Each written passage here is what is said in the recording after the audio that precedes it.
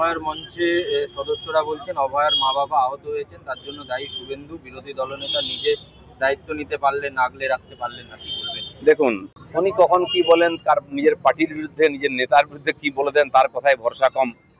কিন্তু যাই হোক, আন্দোলন করতে গিয়ে ঘটনা ঘটেছে। অভয়ার বাবা মা শরীরে আঘাত পেয়েছেন, খুব লজ্জাজনক। একজন মহিলা নিজের কন্যাকে হারিয়েছেন, তিনি তো জাস্টিস তো পাননি। পুলিশের কাছ থেকে এটুকু আশা, পুলিশেরই তাকে সুরক্ষা দেওয়া দায়িত্ব ছিল যাতে আঘাত না লাগে। তাকে হসপিটালে ভর্তি হতে হয়েছে, তার জন্য সরকারকে লজ্জিত হওয়া উচিত। কল্যাণ বন্দ্যোপাধ্যায় বলছেন, মহুয়া মৈত্র প্রসঙ্গে বলছেন যে এই সময় এনার্জি মাথা খারাপ করা ঠিক হয়নি, এর জন্য দিদির সঙ্গেও সম্পর্ক খারাপ হয়েছে, দুর্ব্যবহার করেছে, কি বলবেন? সে তো সবসময় উনি এরকম উল্টাপাল্টা ব্যবহার করেন, কেন করেন সেটা উনি বলতে পারবেন। কার বিরুদ্ধে বলেন, কি বলেন, তার ঠিক থাকে না। একজন সিনিয়র মানুষ, রাজনীতিবিদ, আইনজীবী, তার একটু ব্যালেন্স হওয়ার দরকার আছে। আজ পুলিশ বিক্ষোভকারীদের উপর লাঠিচার্জ লাঠি, জলকামান, এগুলো নতুন কিছু না, হয়েই থাকে। তবু অনেকটা শান্তিপূর্ণ ভাবে আজকে আন্দোলন হয়েছে, ক্ষয়ক্ষতি হয়নি। আমিও দেখেছি জাতীয় পতাকা রাস্তায় পড়ে আছে, এটা খুব দুর্ভাগ্যজনক। পুলিশ তার উপর দিয়ে মারাচ্ছে।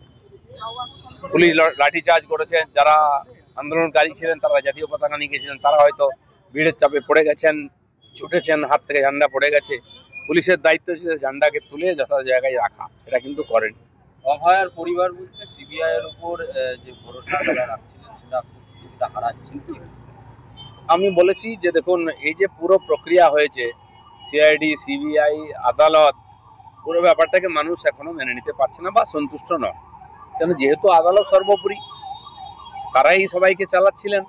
এখনো সময় আছে, মানুষের যতক্ষণ না মন থেকে মেনে নিচ্ছে বিচার, তাদের সুবিচার দেওয়ার জন্য চেষ্টা করা উচিত।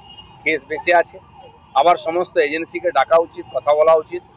আর কেন মানুষ সন্দেহ করছে সেটা যাতে উপশম হয়, তার জন্য বিচার ভালো করে তদন্ত করে যোগ্য ব্যক্তিকে সাজা দেওয়া উচিত, দোষীদেরকে। খালি এই যে আরজিকর নয়, তারপরে আরো ভয়ঙ্কর ভয়ঙ্কর ঘটনা ঘটলো কসবা ল কলেজ থেকে আরম্ভ করে, আর ওখানকার জোকা ম্যানেজমেন্ট কলেজ। এছাড়া তো রোজ প্রতিদিন শত শত মহিলাদের উপর অত্যাচার হচ্ছেই, কেউ খোঁজ নেয় না। তো এই যে নিয়মিত ঘটনা ঘটে চলেছে, এতে মানুষ আরো শঙ্কিত, তাই আবার নতুন করে আন্দোলনে লাভ। 26-এর নির্বাচনে দিলীপ ঘোষকে সক্রিয়ভাবে দেখা যাবে। পার্টি আমাকে যখন যে কাজ দিয়েছে আমি সেটা করেছি। চলুন, ধন্যবাদ। অন্য চর্চায় দিলীপ ঘোষ বরাবরই থাকে, চর্চায় দিলীপ ঘোষ, আপনি আগেও বলেছেন সাংবাদিকদের সামনে যে সবসময় আমাকে নিয়ে চর্চা থাকে। 26-এর নির্বাচনে কি দিলীপ ঘোষকে নিয়ে চর্চায় থাকে? বললাম তো, নির্বাচন পার্টি ঠিক করে, তারা পার্টির কর্মীদের দায়িত্ব দেয়, পলিসি ঠিক করে। আমরা পার্টির কর্মী, আমাদেরকে যে কাজ দেবে সেই কাজ আমরা করব। কতগুলো আসবেন পার্টি দাঁড়াতে বললে দাঁড়াবো, 3বার দাঁড়াতে বলেছি, 3বার দাঁড়িয়েছি। 26-এ কি হতে পারে? দেখুন, এই যে ঘটনা ঘটছে চারিদিকে, যে মানুষ অতিষ্ঠ হয়ে গেছে, পরিবর্তন চাইছে পশ্চিমবাংলায়। সেই পরিবর্তনকে সফল করার দায়িত্ব ভারতীয় জনতা পার্টির প্রধান বিরোধী হিসাবে। তো আমরা বিজেপির কর্মী হিসাবে মানুষের ইচ্ছাকে পূর্ণ করার জন্য সম্পূর্ণ শক্তি লাগাবো। একাধিক রাজনৈতিক কর্মসূচিতে দিলীপ ঘোষকে দেখা যাচ্ছে না, সেই নিয়ে কি? আমার কোনো রাজনৈতিক দায়িত্ব নেই এখন, সেই জন্য আমি সামাজিক কাজের মধ্যেই বেশি থাকি। যেদিন রাজনৈতিক দায়িত্ব দেবে পার্টি, সে রাজনৈতিক কাজ করবে। বরাবরই দিলীপ ঘোষ রাজনৈতিক থেকে বাইরে থেকেও কিন্তু মানুষকে সামনে এনেছে, সামনে মঞ্চে পার্টিকে দাঁড় করিয়েছে, এই মঞ্চটা বার্তা থেকে।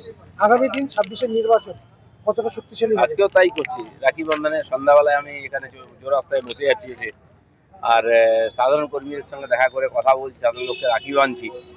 এইভাবে অনেক লোককে আমি পেয়েছি খুঁজে রাস্তাঘাটে, যারা আজকে আমাদের পার্টির নেতা হয়েছেন, তাদেরকে আমরা সামনে করে দিয়েছি। দেখি দিলীপ ঘোষের কারিশমা কিনা জানি না, লোক সংগ্রহ করা এটা একটা মাধ্যম, আর সেটা সফল হয়েছে। ধন্যবাদ। অভয়ার মঞ্চে সদস্যরা বলছেন অভয়ার মা বাবা আহত হয়েছেন, তার জন্য দায়ী শুভেন্দু। বিরোধী দলনেতা নিজে দায়িত্ব নিতে পারলেন না, আগলে রাখতে পারলেন না, কি বলবেন? দেখুন, এই নবান্ন অভিযান আহ্বান করেছেন অভয়ার বাবা মা, বিরোধী নেতা আহ্বান করেন। তাদের আহ্বানে বাকি সমাজ এসছে, আমাদের পার্টির অনেক এমএলএ তারাও গেছিলেন। বহু মানুষ এই আন্দোলনকে নিজের আন্দোলন করে নিয়েছিলেন, মাসের পর মাস রাত জেগে আন্দোলন করেছিলেন মহিলারা। তো তখন যারা আন্দোলন করেছিলেন, সামনে ছিলেন, তারা মমতা ব্যানার্জির পদত্যাগ চাননি, তারা তার উপরে ভরসা করেছিলেন যে সমাধান হবে, কিন্তু তিনি কিন্তু কাউকে ছাড়েননি, ডাক্তার থেকে বাকিদেরকে। তা আজ যাই হোক, যে ঘটনা ঘটেছে, লোকে আশা করেছিল আদালত কমপক্ষে সাজা দেবে দোষীদের হয়নি। সবার মনে হচ্ছে যোগ্য শাস্তি হয়নি বা দোষীরা সবাই ধরা পড়েনি। তাই তার বাবা মা যখন রাস্তায় বেরিয়েছেন, আহ্বান করেছেন যে আসুন পুরো আন্দোলন করে আমরা সুবিচার চাইবো, তো মানুষ তার সঙ্গে বেরিয়েছে। তৃণমূল তো বলছে এই আজকের আন্দোলন এটা বিজেপির আন্দোলন, শুধু অভয়ের মা বাবাকে সামনে রেখেছে। না, আগে যেটা আন্দোলন চলেছিল এটা কি আন্দোলন ছিল? এটা জনতার আন্দোলন। একটি পরিবার মেয়েকে হারিয়েছে জঘন্য ঘটনায়, তারা প্রতিবাদ করতে চাইছেন। আর পশ্চিমবাংলার মানুষ, আমার তো মনে হয় স্বাধীনতার পরে এত বড় আন্দোলন এতদিন ধরে একটি মেয়ের ঘটনাকে চালিয়েছে কেন্দ্র করে, এটা অভিনব। তো সেই জন্য তারা যখন খুশি নন, সাধারণ মানুষও বিশ্বাস করতে পারছে না যে রায় এসছে, তাই সেই রায় দাবি করে সরকারের কাছে তারা আপিল করতে গেছিলেন। তো সাধারণ জনতাও সঙ্গে ছিল। কোচবিহারে তৃণমূল নেতার ছেলেকে গুলি করে খুন, অভিযোগের তীর বিজেপি।